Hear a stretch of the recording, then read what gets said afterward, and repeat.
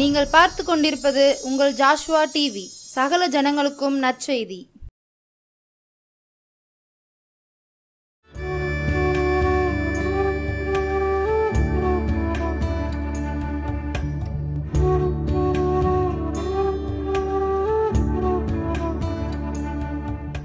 கர்த்தருடைய பரிசுத்த நாமத்துக்கு ஸ்தோத்திரம் உண்டாவதாக. மீண்டுமாக உங்களை இந்த மாதத்தில் பார்ப்பதில் நான் மகிழ்ச்சி அடைகிறேன். உங்கள் அனைவருக்கும் புதிய மாதத்தின் வாழ்த்துதல்களையும் வணக்கத்தையும் தெரிவித்துக் கொள்கிறேன். இந்த நாளிலும் தியானத்திற்கு முன்பாக தலைகளை தாழ்த்தி ஜெபம் பண்ணுவோம். உன்னத தேவனே, என் இயேசு ராஜனே, உம்மோடு இணைந்திட என் உள்ளம் ஏங்குதையா. உன்னத தேவனே, என் இயேசு ராஜனே, உம்மோடு இணைந்திட என் உள்ளம் ஏங்குதையா. நன்றி தகப்பனே, நன்றியோடு துதிக்கிறோம், ஸ்தோத்தரிக்கிறோம். இந்த நாளின் தியானத்தை எங்களுக்கு ஆசீர்வதித்து தாரும். ஆண்டவரே, வார்த்தையை கேட்டு அதன்படி நடக்க எங்களை நீர் ஆயத்தப்படுத்தும். ஆசீர்வதியும். துதிகன மகிமை எல்லாவற்றையும் நீர் ஒருவரே எடுத்துக்கொள்ளும். இயேசுவின் இன்ப நாமத்தில் ஜெபிக்கிறோம் நல்ல பிதாவே, ஆமேன். இந்த நாளின் தியானத்திற்காக நாம் தெரிந்து கொண்ட வேத வசனம் சங்கீதங்களின் புத்தகம் 57வது சங்கீதம் 2வது வசனம். சங்கீதங்களின் புத்தகம் 57:2. எனக்காக யாவையும் செய்து முடிக்கப் போகிற தேவனாகிய உன்னதமான தேவனை நோக்கி கூப்பிடுவேன். எனக்காக யாவையும் செய்து முடிக்கப் போகிற தேவனாகிய உன்னதமான தேவனை நோக்கி கூப்பிடுவேன். நாம் ஆராதிக்கிற தேவன் அவர் மகா உன்னதமானவர் அப்படின்னு சொல்லி சங்கீதம் 47:9 சொல்லுது. அந்த உன்னதமான தேவன் எப்படிப்பட்டவராம்? நமக்காக யாவையும் செய்து முடிக்க போகிற தேவன் அப்படின்னு சொல்லி தாவீது என்ன செய்கிறாரு, இந்த இடத்துல சொல்றாரு. நமக்காக யாவையும் செய்து முடிக்க போகிற தேவனாகிய உன்னதமான தேவன் சொல்லி இந்த இடத்துல தேவனை தாவீது ராஜா மென்ஷன் பண்ணுறார். இந்த உன்னத தேவன் நம்முடைய வாழ்க்கையில் நமக்கு துணையாளரா, நமக்கு மறைவிடமா, நமக்கு உறைவிடமா இருக்கிறதுனால நம்முடைய வாழ்க்கையில் தேவன் எப்படிப்பட்ட அற்புதங்களை அதிசயங்களை செய்கிறவரா, எப்படி நமக்கு துணையாளரா இருக்கிறார் அப்படிங்கிறத நாம் இந்த நாளின் செய்தியில் தியானிக்க போகிறோம். பாருங்க, ஒருவேளை பலவிதமான சூழ்நிலைகளை நம்ம கடந்து போய்கிட்டு இருக்கலாம். ஆனால் அத்தனை சூழ்நிலையிலையும் இந்த உன்னதமான தேவனை நம்ம அடைக்கலமாக கொண்டவர்களாக காணப்பட்டா அந்த தேவன் நமக்கு எப்படிப்பட்டவராக இருக்கிறாரு அப்படிங்கிறத நம்ம இந்த நாளில் ருசித்து பார்க்க போகிறோம். பாருங்கள், எனக்கு அடைக்கலமாக இருக்கிற உன்னதமான தேவனை உனக்கு அடைக்கலமாக்கி. சங்கீதம் 91 அந்த வசனம் இருக்கும். எனக்கு அடைக்கலமாக இருக்கிற உன்னதமான தேவனை உனக்கு அடைக்கலமாக்கி தாபரமாக கொண்டாய். பாருங்க, எனக்கு அடைக்கலமாக இருக்கிற உன்னதமான கர்த்தரை உனக்கு தாபரமாக கொண்டாய். ஆகையால் பொல்லாப்பு உனக்கு நேரிடாது, வாதை உன் கூடாரத்தை அணுகாது அப்படின்னு சொல்லி 91 சங்கீதம் சொல்லுது. அப்போது அந்த நமக்கு அடைக்கலமாக இருக்கிற அந்த உன்னதமான தேவன் தான் நமக்கு தாபரமாக இருக்கிறாரு, மறைவிடமாக இருக்கிறாரு, நிழலாக இருக்கிறாரு. மாத்திரம் இல்லை, நமக்காக எல்லாவற்றையும் செய்து முடிக்க போகிறார். ஸோ இதை குறித்து நம்ம கொஞ்சம் விரிவாக தியானிப்போம். சங்கீதங்களின் புத்தகம் 21வது சங்கீதம் 7வது வசனம் சொல்லுது. சங்கீதம் 21:7. ராஜா கர்த்தர் மேல் நம்பிக்கையாய் இருக்கிறார், உன்னதமானவருடைய தயவினால் அசைக்கப்படாதிருப்பார். ராஜா கர்த்தர் மேல் நம்பிக்கையாய் இருக்கிறார், உன்னதமானவருடைய தயவினால் அசைக்கப்படாதிருப்பார். பாருங்க, இந்த உன்னதமான தேவன் நமக்கு என்ன செய்ய போகிறார்? ஒரு அசைக்கப்படாத வாழ்க்கையை தேவன் நமக்கு வாக்கருள் இருக்கிறார். இதை இந்த 21ஆம் சங்கீதத்தில் ராஜா என்ன செய்கிறாரு? நிறைய அறிக்கைகளை பண்ணும்போது உன்னதமான தேவனுடைய தயவினால் நான் அசைக்கப்படா இருப்பேன். நாமும் கூட அந்த உன்னதமான தேவனுடைய தயவினால் அசைக்கப்படாத வாழ்வை வாழும்படி அவர் என்ன செய்கிறாரு? இந்த நாட்களில் நம்மோடு கூட இடைப்பட விரும்புகிறார். நமக்கு எல்லாருக்கும் தெரியும் யாக்கோபோட வாழ்க்கை சரித்திரம் நம்ம எல்லாருக்கும் தெரியும். இந்த யாக்கோபு தன்னுடைய வாழ்க்கையில் மிக போராட்டங்களை சந்தித்த ஒரு மனிதன். என்ன சொல்கிறான், நான் என்னுடைய நாட்கள் எல்லாம் சஞ்சலமும் கொஞ்சமாக இருக்குது, பரதேசியாக நான் நடந்த காலம்தான் அதிகம் அப்படின்னு சொல்லி அவன் அறிக்கை செய்கிறான். ஆனால் அப்படிப்பட்ட யாக்கோபை ஆண்டவர் முற்பிதாக்களில் அந்த யாக்கோபின் ஆசீர்வாதங்களால் நான் உங்களை ஆசீர்வதிப்பேன்னு சொல்லக்கூடிய அளவுக்கு ஆசீர்வதித்திருந்தார். ஸோ அந்த யாக்கோபோட வாழ்க்கையை பார்த்தோன்னு சொன்னால், ஒரு நாள் தன் தாய் தகப்பனை விட்டு தன்னுடைய மாமனாருடைய வீட்டுக்கு வெறும் கோலும் கையுமா கடந்து போன மகனை ஆண்டவர் திரும்ப வரும்போது 2 பரிவாரங்களோட, நிறைய செல்வத்தோட, வேலையாட்களோட, மனைவி மக்களோட அவர் என்ன செய்தார், திரும்பி வர பண்ணினார். ஆனால் இதற்கு இடையில் அவர் சந்தித்த போராட்டங்கள் அதிகம். ஆனால் அந்த உன்னதமானவருடைய தயவு அவர் மேலே இருந்ததுனால ஒரு அசைக்கப்படாத ஒரு வாழ்வு, எவ்வளவோ எத்தனை பேராலோ அசைக்கப்பட்டாலும் கூட அசைக்கப்படாத ஒரு வாழ்க்கையை அவர் வாழ்ந்தார்னு சொல்லி நம்ம பார்ப்போம். பாருங்கள், ஆதியாகமத்தின் புத்தகம்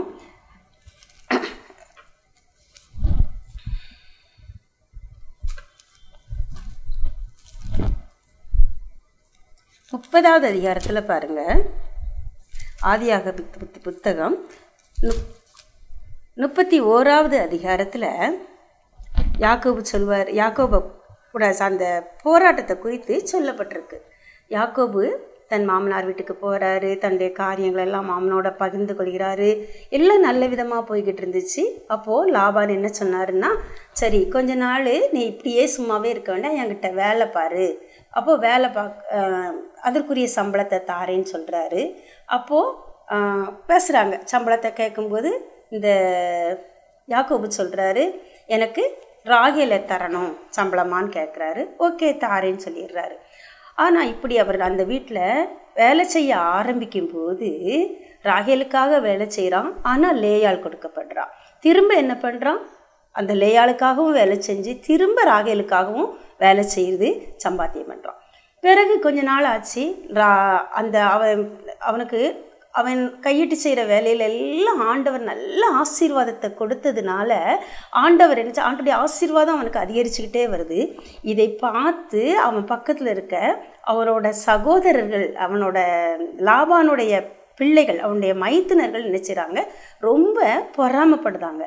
அப்போ பொறாமப்பட்டு என்ன செய்கிறாங்க, வித்தியாசமாக பேச ஆரம்பிக்காங்க. எங்களுடைய செல்வத்தை எல்லாம் அந்த யாக்கோபு எடுத்துக்கிட்டான் அப்படின்னு சொல்லி இவனை குறித்து மாறுபாடாக பேச ஆரம்பிக்கும்போது லாபானுடைய முகமும் வேறுபடுறத யாக்கோபு பார்க்குறான். பார்த்துட்டு அப்போ என்ன செய்யலாங்கும்போது அந்த லாபானை குறித்து வேதம் சொல்லுது.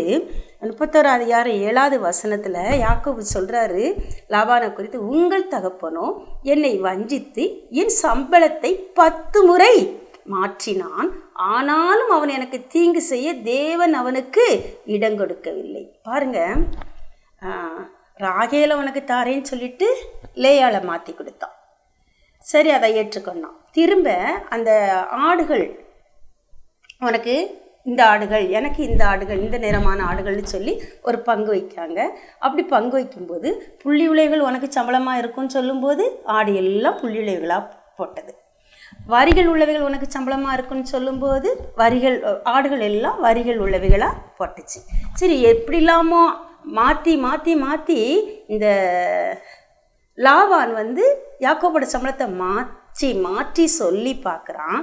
ஆனால் கர்த்தருடைய தயவுள்ள கரம் யாக்கோபின் மீது நன்மையாக இருந்ததுனால யாரும் அந்த சம்பளம் என்ன செய்யலை, இவனுக்கு குறைந்து போகவே இல்லை. இவனுடைய வாழ்க்கையில் ஆசீர்வாதம் குறைந்து போகவே இல்லை. லாபானால் இவனுடைய ஆசீர்வாதத்தை தடுக்க முடியலை. அதனால தான் 10 முறை வஞ்சிக்கப்பட்ட பொழுதும், ஒரு 10 முறை அப்படிங்கிறது வேதத்தில் கொடுக்கப்பட்டிருந்தாலும் சில 10 தடவை அப்படின்னு நம்ம சாதாரணமாக சொல்லுவோம். சில காரியங்களை ஒரு தடவை 2 தடவையாக 10 தடவை செஞ்சாங்க அப்படின்னு சொல்கிறோம். அதே போல் அநேக முறை பல காரியங்களில் இந்த லாபான் யாக்கோபை என்ன செஞ்சிருக்கலாம், வஞ்சித்திருக்கலாம். அது இவன் மனசுக மிகவும் கஷ்டப்படுத்தி இருக்கலாம். ஒருவேளை தன்னோட வேதனையை பகிர்ந்து கொள்ளணும்னா லாபானுடைய பிள்ளைகள் கிட்ட தான் அவன் பகிர்ந்து கொள்ளணும். அதுகளே ஒன்றுக்கு ஒன்று என்ன செஞ்சிட்டு இருக்கு, சண்டை போட்டுட்டு இருக்கு. ஸோ அந்த இடத்துல தனக்கு அண்ணன் தம்பியோ தன்னோட சொந்த பந்தங்களோ அங்கே இல்லை. இவன் தன் மாமனார் வீட்டில் இருக்கான். ஆனாலும் ஆண்டருடைய கரம் அவன் கூட இருந்ததுனால எந்த குறைவும் வராதபடிக்கு ஆண்டவர் அவனை காத்து கொண்டார். அதனால் சொல்லுவேன், அவன் எனக்கு தீங்கு செய்ய தேவன் அவனுக்கு இடம் கொடுக்கவில்லை அப்படின்னு சொல்கிறார். இன்னொரு இடத்துல பார்த்தோன்னு சொன்னால் அதுக்கு அதே 31வது அதிகாரம் 42வது வசனத்தில் சொல்கிறாரு, லாபான் கிட்ட சொல்றார், யாக்கோபு சொல்றான், என் பிதாவின் தேவனாகிய ஆபிரகாமின் தேவனும் ஈசாக்கின் பயபக்திக்குரியவரும் என்னோடு இராமற் போனால் நீர் இப்பொழுது என்னை வெறுமையாய்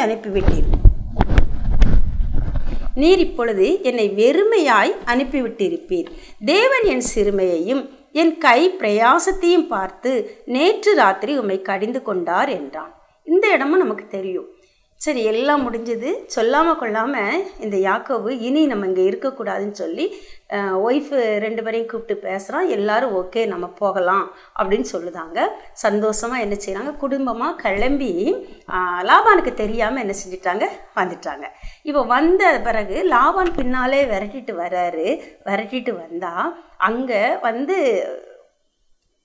யாக்கோபுக்கிட்ட பேசுகிறாரு. அப்போ பேசும்போது பேசுறதுக்கு முன்னாலே ஒருவேளை என்ன நினச்சிட்டு வந்தாரோ, திரும்ப சிறப்பிடிச்சு கொண்டு போயிடணும் அப்படிலாம் நினச்சிட்டு வந்திருக்கலாம்.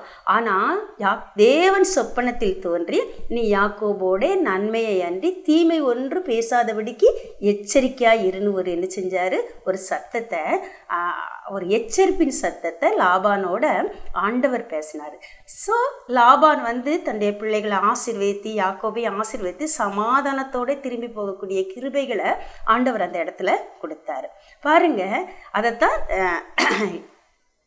யாக்கோபு சொல்றாரு, என் பிதாவின் தேவனாகிய ஆபிரகாமின் தேவனும் ஈசாக்கின் பயபக்திக்குரியவரும் என்னோடு இருந்தார். அப்படின்னா என்னன்னா, அந்த உன்னதமான தேவனுடைய தயவு அவன் மேலே இருந்ததுனால சூழ்நிலையினாலோ மனிதர்களாலோ அசைக்கப்படாத ஒரு வாழ்க்கை வாழ கர்த்தர் யாக்கோபுக்கு கிருபை செஞ்சார். அது மாத்திரம் இல்லை, அவன் பயப்படதான் செஞ்சான்.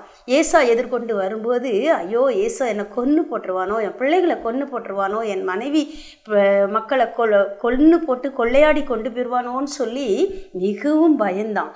ஆனால் ஆண்டவருடைய தயவுள்ள கரம் அந்த யாக்கோபு மேலே இருந்ததுனால எதிர்கொண்டு வந்த ஏசா சமாதானத்தோடு தன் சகோதரனை முத்தம் செய்து பத்திரமா வர சொல்லி திரும்பி போனான்.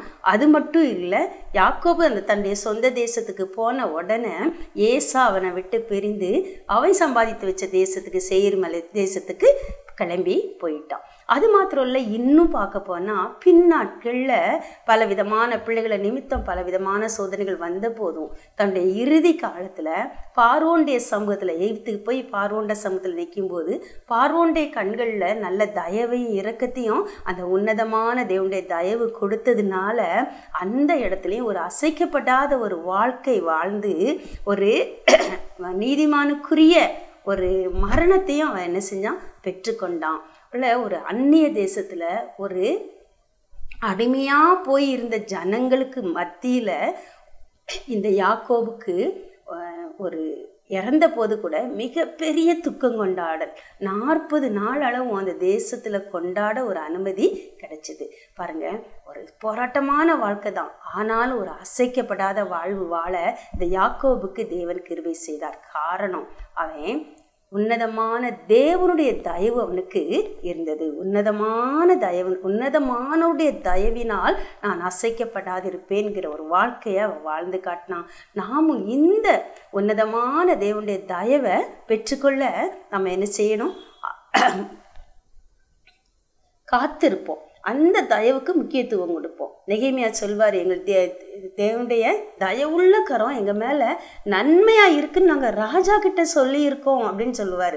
ஸோ அந்த தயவுள்ள கரத்தை நம்ம ஒவ்வொரு நாளும் வாஞ்சிப்போம். இந்த தயவுள்ள கரம் அது மாத்திரம் இல்லை, இந்த தயவுள்ள கரம் என்ன செய்யும் அப்படின்னு சொல்லி பார்த்தா, தாவீதோட வாழ்க்கையில் சங்கீதம் 89:17 சொல்லுது, உம்முடைய தயவினால் எங்கள் கொம்பு உயரும் அப்படின்னு சொல்லப்பட்டிருக்கு. தாவீதோட வாழ்க்கையில் தேவனுடைய தயவுனால, தன்னுடைய தகப்பனோட தயவுனாலேயோ சகோதரருடைய தயவுனாலேயோ மனுஷருடைய தயவுனாலோ இல்லை. அவனுடைய தலை உயர்த்தப்பட்டது தேவனுடைய தயவினால். அவன் கர்த்தர் மேய்ப்பராக வச்சிருந்தான். அவருடைய தயவுனால அவனுடைய தலை என்ன செஞ்சது? சகோதரர்கள் நடுவில் அவன் அபிஷேகம் பண்ணப்பட்டு சமஸ்த இஸ்ரவேலுக்கு ஒரு ராஜாவா உயர்த்தப்பட்டான். எல்லாராலும் அற்பமாக எண்ணப்பட்டு சிறுமைப்படுத்தப்பட்ட அந்த தாவீது கர்த்தருடைய தயவு அவன் மேலே இருந்ததுனால அவருடைய தயவுனால அவனுடைய கொம்பு உயர்த்தப்பட்டது. சத்துருக்களுக்கு முன்பாக அவனுடைய தலை எண்ணெயினால அபிஷேகம் பண்ணப்பட்டது. சத்துருக்களுக்கு முன்பாக ஒரு பந்தி அவனுக்கு ஆயத்தமாக்கப்பட்டது. அதே போல ஆண்டுடைய தயவு உபாகமம் 33:23 சொல்லுது, நப்தலி கர்த்தருடைய தயவினால் திருப்தி அடைந்து. அந்த வசனத்தை வாசிப்போம். உபாகமம் 33:23. நப்தலியை குறித்து, நப்தலி கர்த்தருடைய தயவினாலே திருப்தி அடைந்து அவருடைய ஆசீர்வாதத்தினாலே நிறைந்திருப்பான் அப்படின்னு சொல்லி வேத வசனம் சொல்லுது. பாருங்கள், இந்த நப்தலியை குறித்து வாசிக்கும் போது, நப்தலி பிறக்கும் போதே அவனுடைய தாய் அவனுக்கு எப்படி பெயரிடான்னா, மகா போராட்டமாய் போராடி மேற்கொண்டேன்னு சொல்லி தான் அந்த நப்தலிங்க பேர் விளப்புது. அவனுடைய வாழ்க்கையே போராட்டம் நிறைந்ததான். நப்தலியுடைய வாழ்க்கை போராட்டம் நிறைந்தது. அவன் போர்க்களத்து முனையிலே நிற்பவன் அப்படின்னு சொல்லி நியாயாதிபதிகளில் தெபொராளோட பாடல் சொல்லுது, நப்தலியும் காத்தும் போர்க்களத்து முனையில் தங்கள் உயிரையும் மதியாம துணிஞ்சு நின்னாங்க அப்படின்னு சொல்லி நம்ம பார்க்கோம். பாருங்க, அப்படிப்பட்ட நப்தலி எப்படி அந்த போர்க்களத்து மனையிலையும் துணிந்து நிற்கிற ஒரு நப்தலி, போராட்டமான வாழ்க்கையை போராடி மேற்கொள்கிற ஒரு நப்தலி. அவனுக்கு ஆண்டவர் என்ன செய்கிறாரு? கர்த்தருடைய தயவு அவனுக்கு திருப்தியையும் நிறைவான வாழ்க்கையும் கொடுக்கு. அப்படின்னா என்ன அர்த்தம்னா, நம்மளை சுற்றி போராட்டம் காணப்படலாம், நம்மளோட சுற்றி வெள்ளங்களும் அலைகளும் நம்ம மேலே புரண்டு போகிற மாதிரி காணப்படலாம். ஒருவேளை அடிக்கடி நான் சொல்கிற மாதிரி முச்செடி எரிகிற அனுபவம் போல காணப்படலாம். அத்தனைக்கு மத்தியிலும் எத்தனை போராட்டங்கள் வந்தாலும், எப்படி அந்த நோவாவோட பேழை ஜலங்களுக்கு மேலாக, வெள்ளங்களுக்கு மேலாக, மலைகளுக்கு மேலாக, சிகரங்களுக்கு மேலாக கொண்டு போகப்பட்டதோ அதே போல உள்ள அந்த மலைகள் மூடப்பட்டது, சிகரங்கள் மூடப்பட்டது, ஆனால் பேழை அந்த ஜனங்களுக்கு மேலாக சென்று கொண்டே இருந்தது. எவ்வளவு பெரிய வெள்ளம் வந்தாலும், எவ்வளவு பெரிய அலை வந்தாலும், மலைகள் போன்ற காரியங்கள் மூடப்படலாம், சிகரங்கள் போன்ற காரியங்கள் கூட அழிக்கப்படலாம். ஆனால் பேழையின் வாழ்வை தெரிந்து கொண்ட நப்தலியை போன்ற பிள்ளைகள் போராட்டத்தின் மத்தியிலும் அவங்க சமாதானமான வாழ்வு, திருப்தியான வாழ்வு, நிறைவான வாழ்வை வாழ்வாங்க அப்படின்னு சொல்லி வேதம் நமக்கு என்ன செஞ்சிருக்கு? வாக்குறுதி இருக்கிறது. ஸோ அந்த கர்த்தருடைய தயவு, உன்னதமானுடைய தயவு நம்ம கூட இருக்கிறதுனால, உன்னதமான தேவன் நம்முடைய அடைக்கலமாக இருக்கிறதுனால நாம் என்ன செய்வோம்? திருப்தி அடைந்து நிலைத்திருப்போம், நிறைவான வாழ்வை காண்போம், அசைக்கப்படாத ஒரு வாழ்வை காண்போம். நம்முடைய கொம்பு நம்மை சுற்றி உள்ளவர்கள் மத்தியில் உயர்த்தப்படும், கர்த்தருடைய நாமம் மகிமைப்படும். ஸோ இந்த உன்னதமான தேவனுடைய தயவை பெற்றுக்கொள்ள நாம் செய்ய வேண்டிய ஒரே ஒரு காரியத்தை மாத்திரம் நான் சொல்லி முடிக்க விரும்புகிறேன். நம்ம உன்னதமானவருடைய அடைக்கலத்துக்குள்ள இருக்கிறோம் அப்படின்னா நம்ம உன்னதமானவருடைய பிள்ளைகளாக இருக்கணும். அப்போ அந்த உள்ள நம்ம தேவனுடைய பிள்ளைகளாக அறியப்பட்டிருக்கோம், கிறிஸ்தவர்களாக அறியப்பட்டிருக்கோம், விசுவாசிகளாக அறியப்பட்டிருக்கோம், எல்லாம் சரிதான். ஆனால் எப்போ வேதம் நம்ம உன்னதமானவருடைய பிள்ளைகள் அப்படின்னு சொல்லுது அப்படின்னு சொல்லி பார்த்தோம்னா, லூக்கா எழுதின சுவிசேஷம் 6வது அதிகாரம் 35வது வசனம் சொல்லுது. லூக்கா 6:35.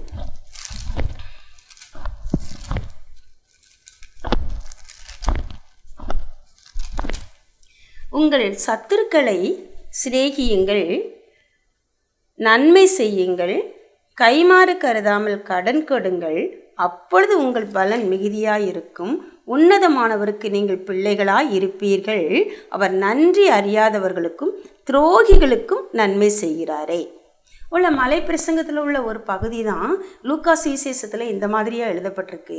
ஆனால் அதில் எழுதப்பட்டதை விட இன்னும் கொஞ்சம் மேன்மையாக இந்த வசனம் சொல்லுது, அவர் நன்றி அறியாதவர்களுக்கும் துரோகிகளுக்கும் நன்மை செய்கிறாரே. எப்போ நம்ம இந்த வசனத்தின்படி, அப்பொழுது உங்கள் பலன் மிகுதியாக இருக்கும், உன்னதமானவருக்கு நீங்கள் பிள்ளைகளாக இருப்பார்கள். தேவனுடைய பிள்ளை, கடவுளை தேவனை ஏற்றுக்கொண்ட அத்தனை பேரும் தேவனுடைய பிள்ளைகள் தான். ஆனால் உன்னதமானவருடைய பிள்ளைகள்னு சொல்லி நம்ம அழைக்கப்படணும் அப்படின்னு சொன்னால் நாம் இந்த வசனத்தையும் நம்ம வாழ்க்கையில் அபியாசப்படுத்தும் போது நன்றி அறியாதவர்களுக்கும் துரோகிகளுக்கும் நன்மை செய்யக்கூடிய அளவுக்கு கிறிஸ்துவுக்குள்ளே நம்ம வளரும் போது மாத்திரம்தான் நம்ம உன்னதமானவருடைய பிள்ளைகள்னு சொல்லி அங்கீகரிக்கப்படுவோம். அந்த உன்னதமான தேவனுடைய ஆசீர்வாதம், உன்னதமானவருடைய தயவு நம்ம மேலே தங்கும். நம்ம அசைக்கப்படாத வாழ்க்கை வாழலாம். நம்முடைய கொம்பு நம்மை சுற்றி இருக்கிறவர்கள் மத்தியில் நம்முடைய கொம்பு உயர்த்தப்படுகிறத நம்ம காணலாம்.